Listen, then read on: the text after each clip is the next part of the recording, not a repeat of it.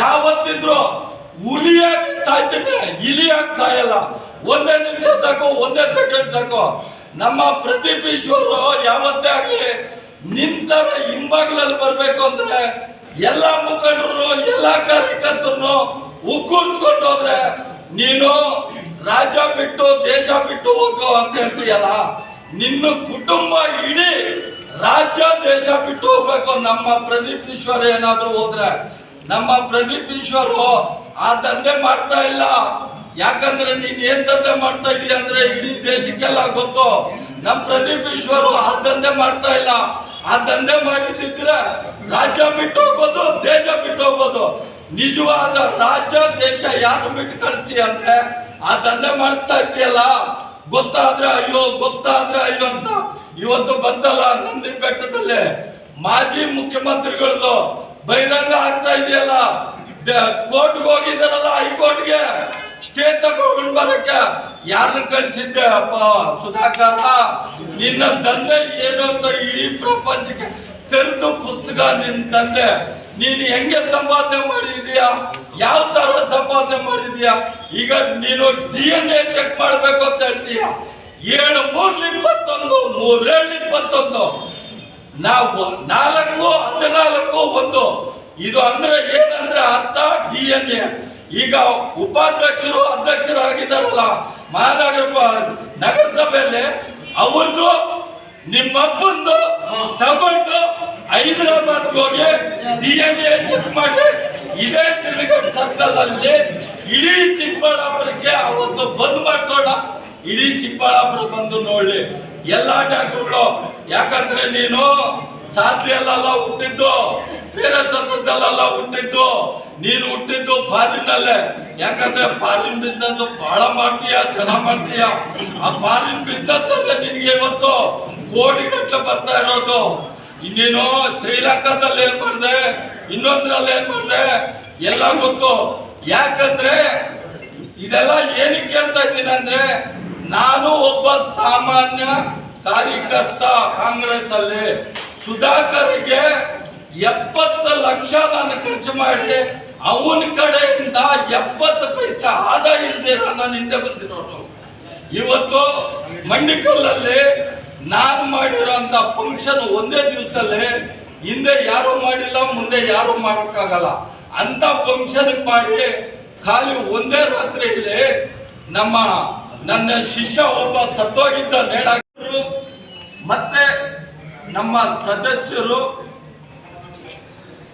ಹಾಗೂ ಪ್ರದೀಪ್ ಈಶ್ವರ ಅಭಿಮಾನಿಗಳ ಬಳಗ ಇವತ್ತು ಪ್ರೆಸ್ ರಿಪೋರ್ಟ್ ಏನು ಕೊಡ್ತಾ ಇದೆ ಅಂದ್ರೆ, ಸ್ವಾಮಿ 2013ರಲ್ಲಿ ನೀವು ಶಾಸಕರಾಗಬೇಕಾದ್ರೆ ನೀವು ಎಲ್ಲಿ ಗೇಟಲ್ಲಿ ಕೂತ್ಕೊಂಡಿದ್ರು ಡೆಲ್ಲಿನಲ್ಲಿ, ಒಬ್ಬ ವಾಚ್ಮನ್ ತರ ನೀವು ಹೈಕಮಾಂಡ್ ಹತ್ರ ಗೇಟಲ್ಲಿ ಕೂತ್ಕೊಂಡಿದ್ರು.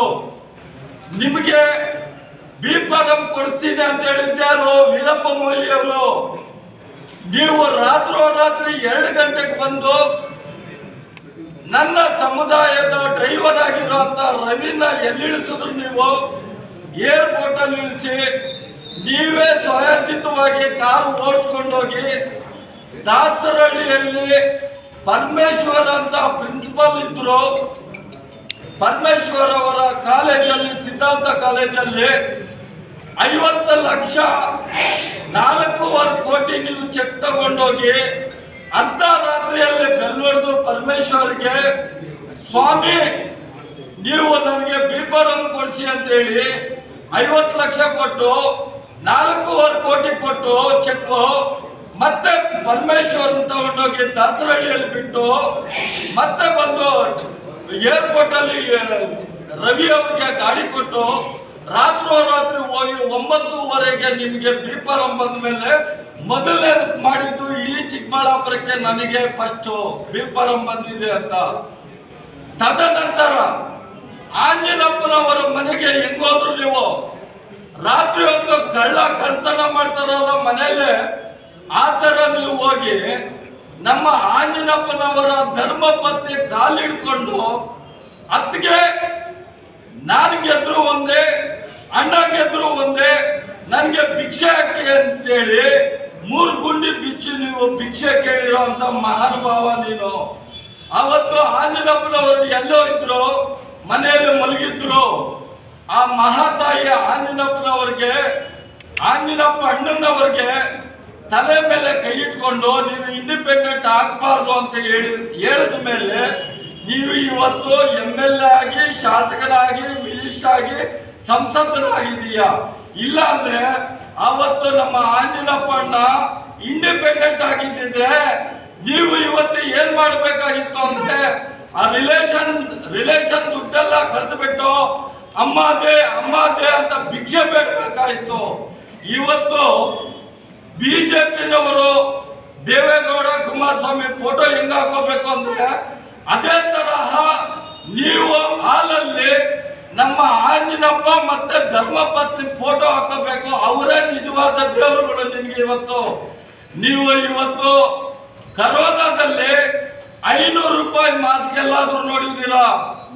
20 ರೂಪಾಯಿ ಹಾಕೋ ಮಾಸ್ಕ್ 500 ರೂಪಾಯಿ ಮಾಡಿಬಿಟ್ಟು ಕರೋನಾದಲ್ಲಿ ಕೊಳ್ಳೆ ಹೊಡೆದು ಆ ದುಡ್ಡಲ್ಲಿ ಎಷ್ಟೋ ಜನ ತಾಳಿ ಮಾರಿ ತನ್ನ ಗಂಡನ ಉಳಿಸ್ಕೊಳ್ಳೋಣ, ತಾಳಿ ಮಾರಿ ತನ್ನ ಮಾವನ ಉಳಿಸ್ಕೊಳ್ಳೋಣ, ತಾಳಿ ಮಾರಿ ತನ್ನ ತಂದೆನ ಉಳಿಸ್ಕೊಳ್ಳೋಣ ಅಂತ ಪಾಪದ ದುಡ್ಡು ಕೊಳಿತಾ ಇದೆ ನಿಮ್ಮ ಹತ್ರ.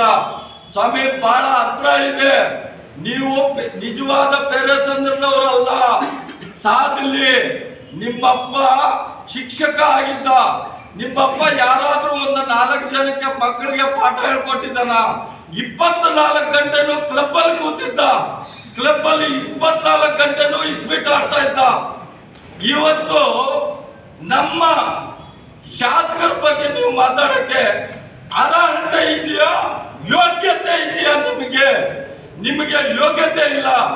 ಯಾಕಂದ್ರೆ ನಮ್ಮ ಶಾಸಕರು ಗೆದ್ದು ಬಿಟ್ಟು ಒಂದು ತಂದೆ ತಾಯಿ ಇಲ್ದಿರೋ ಅನಾಥ ಮಗು ಅಂತ ಗೆದ್ದಾದ್ಮೇಲೆ 1ನೇ ತಿಂಗಳಲ್ಲಿ ವರಮಹಾಲಕ್ಷ್ಮಿ ಹಬ್ಬಕ್ಕೆ ಸೀರೆ ಕೊಟ್ಟ, ಅನಾಥ ಮಕ್ಕಳನ್ನ ದತ್ತಕ್ಕೆ ತಗೊಂಡ, ಎಷ್ಟೋ ಮಕ್ಕಳನ್ನ ಕೊಟ್ಟ, ಮತ್ತೆ ಆಟೋ ಡ್ರೈವರ್ ಮಕ್ಕಳಿಗೆ 5,000 ರೂಪಾಯಿ ಕೊಟ್ಟ. ಎಲ್ಲೆಲ್ಲದೆ ಇಡೀ